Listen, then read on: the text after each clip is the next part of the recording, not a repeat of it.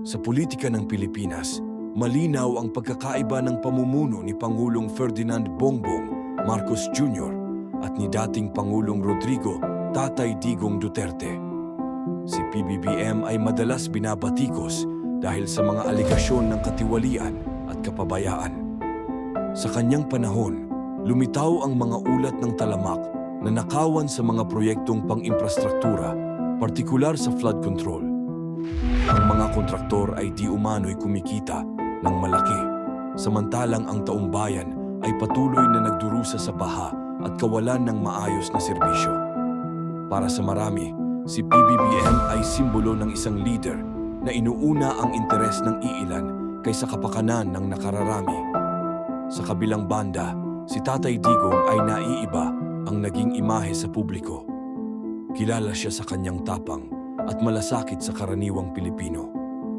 Maraming mamamayan ang humanga sa kanyang matapang na paninindigan laban sa droga, kriminalidad at sa pagtatanggol ng soberanya ng bansa. Bagamat kontrobersyal din ang kanyang estilo, nanatili ang kanyang pagmamahal sa bayan at pagiging malapit sa masa.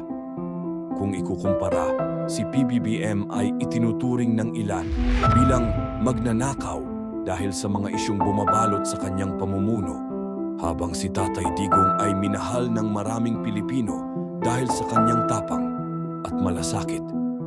Kaya ikaw, huwag ka magpabudol pagising na.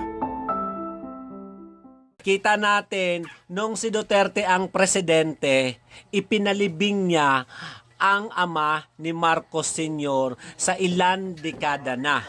Pero si Marcos Jr., ipinakulong naman niya ang nagpalibing sa kanyang ama.